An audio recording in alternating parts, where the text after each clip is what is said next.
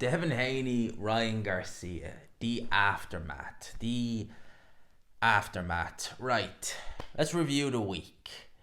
Obviously, we got to start with that. We have to start with the fights that took place over the weekend. And Haney Garcia, do you know what? Haney Garcia is going to be the main one.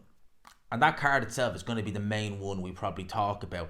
Let's have a talk over the two cards that happened in the UK last night before we obviously get into the main part of this, because I would imagine that this conversation or this video I should say, is largely going to be dominated by Devin Haney, Ryan Garcia, the aftermath, which we'll get to in a sec. Let's talk about the Queensbury show that Frank Warren did in the York Hall last night. Now, I want to ask, how do you pronounce this guy's name? Jack Alfanat, I think is how you say it. He fought this guy called Remy Schockler, I think is how you say that guy's name, 3-10. Now, apparently, Jack Alfanat was completely ironed out. Normally with Queensbury shows, they show the prelims, they live stream them, and they've done that in the York Hall a few times. There was no footage of any of these prelim fights. I think Andrew Kane, who that was his first fight back since he lost to Belude last year. His fight was shown, but you can't see anything else. So I'd just be curious to see what the knockout was like. Also on the card, we had Henry Turner. This was the first real proper good look I've had at Henry Turner. I have to say I liked what I was seeing from him. He looked really good in there. He looks a real interesting watch for the future. I was really liking what I was seeing from Henry Turner. This guy, Aos Jr., I've seen him fight. I've actually seen him fight live and wasn't impressed then. And again, he's big. He definitely seems to have some power there, but he looks very basic. Very basic. He's a cruiserweight. Very heavily muscled. 21 years old, 6 foot. Ben Davison trained. Lost his pro debut, which I believe was also in the York Hall. What card was that on? David Adelaide. Henry Turner was Elizarro. That was his pro debut with Queensbury. Lost that on points. It's not a smoking gun. It's that guy. To be fair, the guy he lost to, right, was 1-0 at the time, and he's still unbeaten. So that could have been matchmaking gone awry, realistically there. But he's got all those wins by knockouts since the furthest he's gone in the fight. I haven't been mad impressed with him. But a fighter who I have been impressed with, and I was impressed with him last night, was Sam Noakes. Now, Sam Noakes, going into this fight with Ivan Mendy, he won all of his fights by knockout. He'd only just fought in the Copper Box 2 months ago against Lewis Sylvester, which was seen at the time, it was certainly on paper, it was seen as you would have favoured Sam Noakes, but you would have thought that Sylvester could have been awkward for a little bit. He wasn't at all. He took a beating in that fight. And Sam Noakes comes out here, fights Ivan Mendy. This was for the European title, the EBU, the full European title, not one of these silly WBO, IBF, WBA European titles. The real one. This will get him a world ranking. So legit, the one that Adam Azim vacated. Well, not that obviously one, but that EBU, the European Boxing Union, that one. He fought on Mendy. Mendy's been around the block. He's beaten the likes of Luke Campbell. He's been in there with the likes of Dennis Batchek. I think I remember that fight, actually.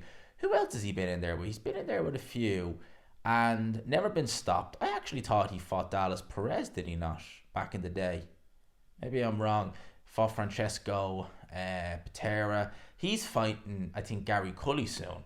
That'll be an interesting. I mean, that's a risky fight for Gary Cully with the way he looked last time around. But he'd never been stopped. Sam Noakes had him down, had him hurt, but wasn't able to stop him. Won every round. It was 120, 108 or 107, I think, on all the scorecards. So fairly conclusive win for Sam Noakes. Now, him going the distance for the first time in his career, I think that's a good thing. It will stand him in good stead. I like the way he was switching up the head and body. There's a lot to like with Sam Noakes. The big talk is Sam Noakes, Mark Chamberlain. Now, Mark Chamberlain is fighting, I believe he might be on the Fury Usyk undercard because Turki Al Sheikh seems to like him, okay? Him against Sam Noakes, that's an interesting fight. And that's a fight, quite frankly, I would like to see. Whether it happens next or not, I don't know, but I will definitely like to see it. Now we move up to Rotterdam, which is in Yorkshire. Or Rotterdam. Rotterdam is obviously in the Netherlands. We get to the GBM show, and Yeah, I was kind of flicking in between this, and I was mainly focused on the Queensbury show, quite frankly, last night. I only seen a handful of fights. I seen Nicola Hopewell, who I've interviewed a couple of times on here. She picked up the Commonwealth title last night at flyweight, to credit to her, against Gemma Ruggles. I think they say that guy's name. That guy's a woman, obviously. Credit to her. But the main one we want to watch on this card was obviously Hughie Fury. Now, he was making his comeback against Konstantin Dobyshenko, you may know, beat Matty Harris last year. He's also, has he fought since? Yeah, he fought Tom Schwartz, Jamie KTV. Obviously lost to Moses Atelma. He is a durable fighter. He's 16 losses, never been stopped. He knows how to survive. Now, he's in there against Hughie Fury. Hughie Fury, prior to this fight, his last fight was against Christian Hammer back in October of 2021. So a long time ago. It was one of Boxer's earlier shows. I think that was Savannah Marshall might have headlined that. She did, yeah. Chris Eubank Jr. was on the one. That might have been one of their first actual shows. It was right about October time was when they started with Sky. So Hughie Fury, this is his first fight since then. Now he's back out again in May, but like, Hughie Fury was 250 pounds in this fight. Now, here's the thing. Hughie Fury, there's a lot of things. There's a lot. I watched the full 6 rounds. It was a poor performance by Hughie Fury. I know he's been out of the ring for the best part of 2.5 years. He didn't look in good shape, even though 250, he's only 5 pounds heavier than he was last time around. He has been lighter than that. But what I saw from Hughie Fury in there, he looked like an old man. Now, Hughie Fury, I think he's only 29 years old. Correct me if I'm wrong. I think he is anyway. Hughie Fury age, yeah, 29 years old. He's 3 losses, but he's never taken a beating in any of those losses. And they've been fairly competitive, the losses. The likes of Pulev, the likes of... He got cut against Pulev, if I'm not mistaken, against Parker and Povetkin. Yeah, he lost them, but he lost them on points in reasonably competitive fights. He didn't have a case of winning any of them, but they were competitive nonetheless. He looked an old man in there. He was getting hit more than I'm used to seeing. He was slow. The movement wasn't there. There was a lot. It looked like he was forcing all of his work. I was looking at Hughie Fury and I was thinking, he looks like an old man in there. And Hughie Fury is not one of those fighters who has lived a hard life. Like, if you look at his cousin Tyson, and Tyson's just a more talented fighter overall. You know, there's just the talent level between the two is like Hughie's there, Tyson is there. It's night and day. But Hughie is someone who's kept himself in shape. Yeah, he's had, issues with health going back to pretty much the start of his pro career. But he's not lived an unhealthy life in that sense. He's always been in shape. But he just looked a really old man in there. And that doesn't bode well. I am not envisioning Hughie Fury on this particular run to be setting the world alight. I really am. I don't think Hughie Fury, this run, is going to be ultimately successful. He could prove me wrong, but I just don't see it. I really don't. Let's move on to Haney versus Garcia. Oh, that's what we want to talk about. That's what everyone wants to talk about, myself included. Let's just have a brief run through the undercard. Now, I haven't seen this fight yet, but judging by the outpour on social media, I have to go and have a look at it. I might even look at it tonight when I finish recording. Sean McComb versus Arnold Barbosa Jr. Now, Arnold Barbosa Jr. won this fight via split decision. But there is so many people saying Sean McComb won this fight. Now, Sean McComb is a fighter. I can never get that Gavin Gwynn performance out of my head. It was 3 years ago now. A lot has changed. I think since then he's been working with Pete Taylor. He might still be with Pete Taylor, I'm not sure. But I couldn't get that Gavin Gwynn performance out of my head. And that's why I was picking Barbosa Jr. to win. If I look objectively at Sean McComb's performances since then, they have been a lot better. But I didn't think it would be enough to go in there and get the win. By all accounts, he should have. I have to have a look at it. I see Bektemir Melikuziev was back on that card again. Charles Cromwell, Sergei Derevchenko, names that I know. I haven't seen many of these fights. We'll talk about, obviously, the main event. Now, I've already done a review on this fight, but I watched it a couple of times because it was a really good fight. If you haven't seen it, it was a really, really entertaining fight. It was a really good fight. there was a picture, I think BDA shared it, of Ryan Garcia in the ring with Tank Davis, and he looked awful. You know, it's not even it's just in terms of him, he just looked awful. He looked like a twig. And you see him against Devin Haney. Apparently, some people are saying he was the lighter, even in the ring, of the two. Devin Haney still rehydrated higher than Ryan Garcia, apparently anyway.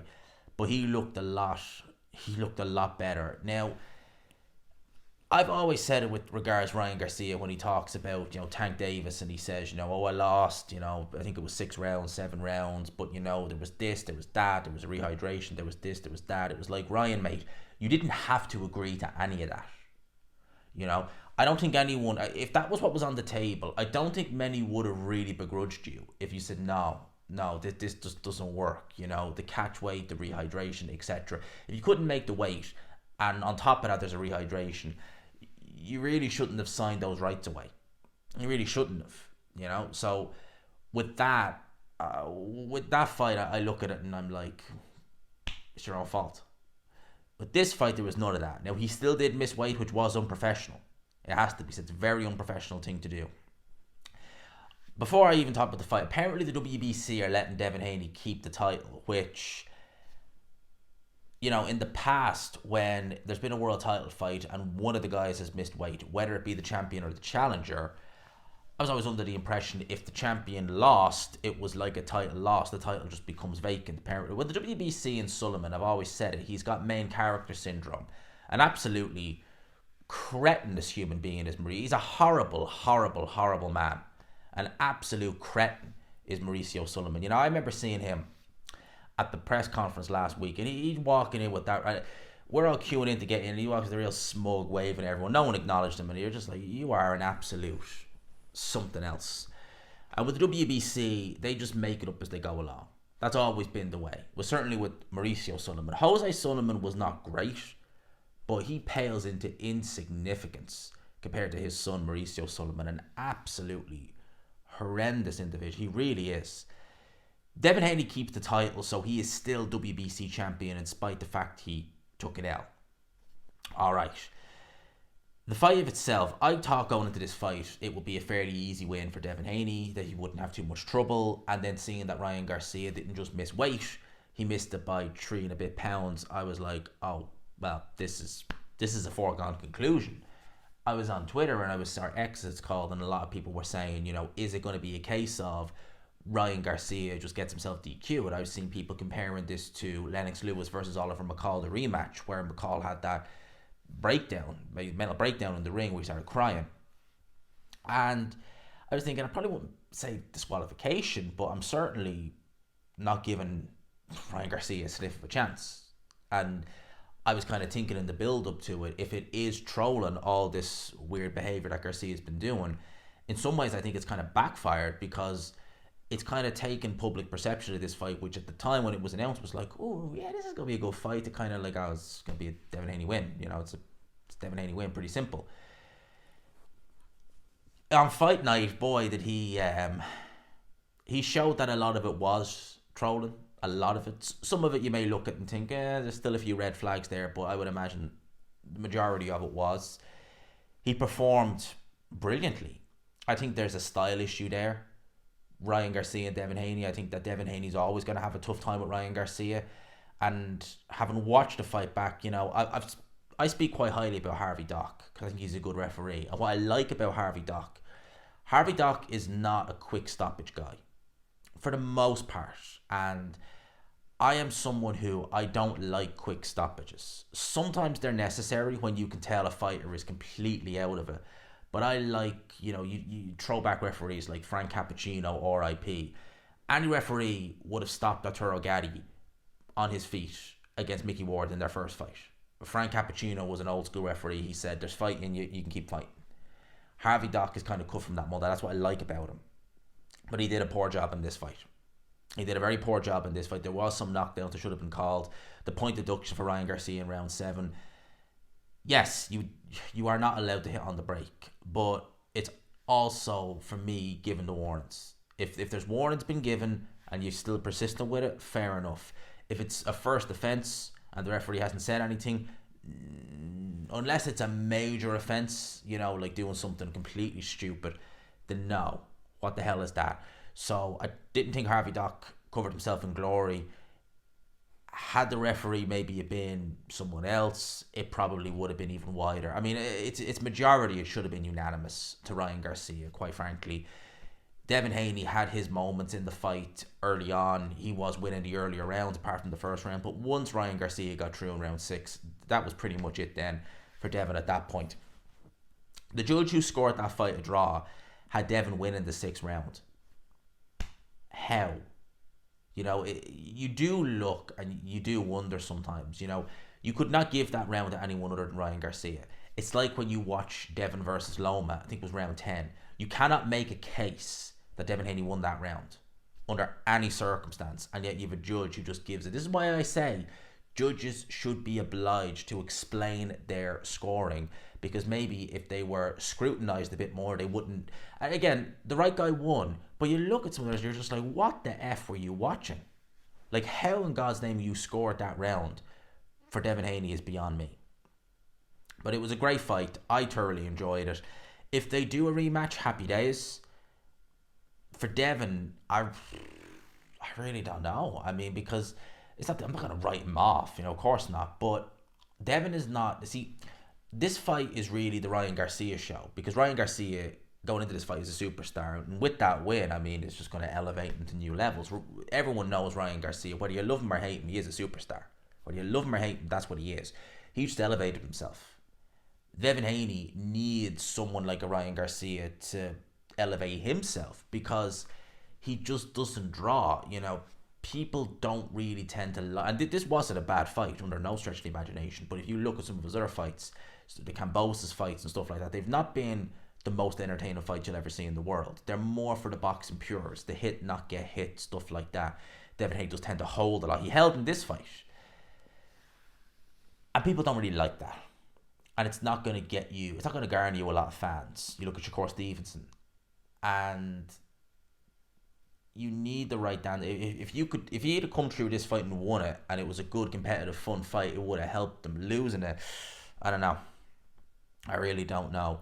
Boots Ennis has been reacting to the win, saying he's fooled, because obviously Ryan Garcia, the talk is now that he may be actually moving up to 147 pounds. Conor Ben called out Ryan Garcia immediately after this fight. Okay, Conor Ben doing what Conor Ben does. Whether you like Ryan Garcia or not, I mean, it's not even. It's another universe between, like, Conor Ben. Who is his best win?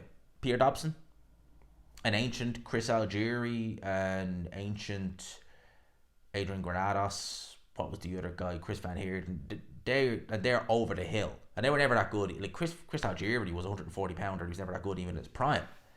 A lot of people felt like he lost to Provodnikov. That was 10 years ago. So going in there against Ryan, I mean, I wouldn't be making him favoured against most at welterweight, to be honest with you. Even the guys coming up from 140. So that is pretty much that. In terms of everything else with that card, that's what you see. The boxing news is mainly Ryan versus Devin. Obviously, Tank Davis. I mean, Tank Davis is probably, in dream world now, because he's just like, I beat this guy pretty easy, etc., etc. So let's have a look, see what else is going on in the news in the world. I want to touch on this, right? I seen an image of Oleksandr Usyk. In fact, I might even be able to find it, and I can read the source who actually posted this. Let's have a look, see if I can find it really, really, really, really quickly. I don't want to be here we go. Fight Club 24/7. It's an image of Oleksandr Usyk on a beach wearing a hoodie, and it says Usyk is looking a lot leaner. He weighed in at 221 in his last fight against David. Well, maybe he comes in slightly lighter against Fury. Speed will be a factor on fight night. No sooner have I seen that I've seen other people say that Oleksandr Usyk is looking heavier. It's always one extreme or the other with Oleksandr Usyk. People are always trying to guess the weight he's going to come in at. If you look at him in the run to even to the Dubois fight, I think people saying, Usyk packing on the muscle, he packing on the bulk, this, that, and the other, and he gets on the scale and he's exactly the same as he was in his previous fight. I mean, his weight changes by about, if even a pound, 2 pounds, if even. Oleksandr Usyk, I'm sure, going into a fight with Tyson Fury, will know that his best advantage is speed. If he was to give that away, if Oleksandr Usyk came in 230, I'd just be scratching my head like, well, you've gone and effed it up there. You really have. Oleksandr Usyk's best strength is his speed. If he is looking to, I don't think he needs to even come in any lighter. I think that his weight now, 220, if that's what he's weighing in at, is perfect. You look at the fight he had with Daniel Dubois, and again, I always say people look at that and they're like, oh, take the body shot or low blow, whatever you want to call it, out of the equation. It wasn't a good performance. What? It was an absolutely fine performance. He wasn't losing a minute of any round. He was looking the same as always. So people were saying that it was obviously raining that night in Poland and the ring was a little bit spongier as well. So obviously it was slowing him down a little bit. But I didn't even pay much attention to that. He looked absolutely fine. I think that people are being hypercritical about performances like that. Speed is going to be Oleksandr Usyk's best asset in there against Tyson Fury. And if he was to go and give that away, I don't think that... I couldn't see him doing it. I don't think he will do it. I think at the end of the day, Oleksandr Usyk or any cruiserweight moving up, whether it be a Jay Opetaia or someone like that, they will know that their strengths over these bigger heavyweights is they've got better footwork normally, they're faster, they're better coordination, they can set a higher output, all these things. They're not going to be as strong. Even if you go and you're fighting a guy who's 240 pounds naturally and you bulk up to 230, you could say, well, it's only 10 pounds. He's still going to naturally be stronger. Doesn't matter what you do, he is the naturally stronger guy. You're never going to be able to match him strength for strength. So you focus, instead of focusing on their strengths and trying to, say, well, all right, he's strong, I'm going to be strong. He's, got more power, I'm going to do this, that, and the other. No, focus on your strengths. Don't focus on their strengths. And maximize them. That's what I would be saying. Gervonta Davis will defend his WBC or WBA lightweight world title against Frank Martin on June 15th in Las Vegas. Benavidez will face Usyk for the interim WBC light heavyweight world title. That's going to be interesting fight. Obviously Usyk versus Benavidez. I like Frank Martin, but I think Tank is going to be too much for him. I really do. The schedule coming up now. So a fortnight's time we have Canelo Munguia. Brilliant. That is a bank holiday Monday in Ireland, May the 6th. So Inoue versus Neary. We love Naoya Inoue, one of our favourite fighters. That's going to be a brilliant fight. Vasily Lomachenko versus Kambosos. Then the following Saturday, the 11th, the big one, Fury Usyk, May the 18th. And yes, I will be saying May the 18th. It will happen. May the 25th, Taylor Catterall 2. I'd be more worried about that fight, quite frankly, than Fury Usyk. I know Fury's track history, yes, but I'd be more worried about that fight getting pulled than Fury Usyk. Beterbiev, Bivol, and also we've got Matchroom v Queensbury on that undercard. Yes. That's just flipping epic. That's just absolutely flipping epic. Now here's the thing. I'm hearing rumours about Crawford's next fight. As people say he's going to move up and fight Israel Madrimov on August the 3rd. Some are saying it's going to be in California. Some are saying it's going to be in Saudi. But apparently Turki Al Sheikh will be working with it. Working with Terence Crawford. I've heard rumours that's going to be under a Matchroom show. I don't know what the situation there is. But Turki Al Sheikh did basically say, or kind of alluded to the fact that he has an eye on Terence Crawford. He did kind of allude to that. So, look, Crawford... At the minute now, we kind of don't know where he's at because obviously Boot Dennis, that fight's not going to happen. If you look at the surface at 154, if it's not Charlo or Zhu, who obviously lost to Fondora, there is names there, but they're not pay-per-view extravaganzas, So maybe they don't need to be. Maybe if the Saudis getting involved, Crawford is happy to just say, let's not fight Fondora because I'm getting pay-per-view level money, big pay-per-view level money for, a fight that really isn't. And Lenny Hearn, speaking of Boot Dennis, has mapped out his dream four-fight plan. Cody Crawley first, I think that's his mandatory. Barros, Staniones, Crawford. I mentioned Conor Benn. Is Boot Dennis his new guy now? Although saying that Boot Dennis is obviously, he'll be based in America. What is he going to do with regards Conor Benn in the UK? What is the deal with Conor Benn in the UK? We've heard literally nothing about it.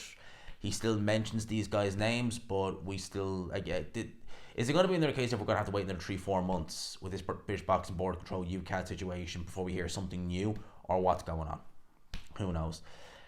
WBA have now declared Edgar Berlanga, they really don't like Edgar Berlanga, do they not?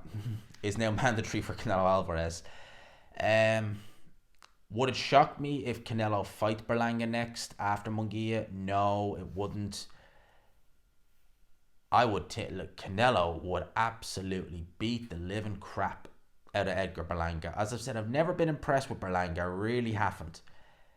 And if they went up and fought, I think Canelo would beat the living crap out of Edgar Berlanga if they fight. Just be a case of when he stops him, not if he stops him. I really do. Jared Anderson, the real big baby, has welcomed the fight with Luis Ortiz next. Luis Ortiz is still knocking around. He's got to be in his mid-40s officially. The man who said he watched Muhammad Ali fight live as a kid. Muhammad Ali last fought in 1981. If he was born in 1979, as he claims, that means that he would have been about 2 years old. The fact he remembers that, if that's the case, I'm not buying that. No one buys Luis Ortiz's age. Anderson right now against Ortiz, not when I say I'm not saying like, oh, it's a tough fight, but maybe. But like, I think that'd be a fairly run-of-the-mill fight for Jared Anderson. I'd like to maybe even see a little bit more of a step up from that, to be honest with you. I really would. In terms of everything else that kind of happened last week, it was mainly to do with the Matchroom versus Queensbury kickoff press conference, which also in turn had the Beterbiev Bivol press conference, which was brilliant. I have to say, it was great. As I said, it was amazing to attend, and loved every minute of it. I'm loving the poster for Beterbiev Bivol. I'm only just thinking what they're going to do for the trailer. I think it's going to be absolute. They always are. For me, the trailer that they did for Matchroom Queensbury, and bear in mind, the Saudis have been doing epic, and I mean epic trailers for all these shows they've been doing between Joshua, Fury, etc. They've been absolutely epic. For me, that one they did with Eddie Hearn and Frank Warren with the 5v5, that did it. I loved it. That was the best for me. That was the absolute best for me. And it's happening.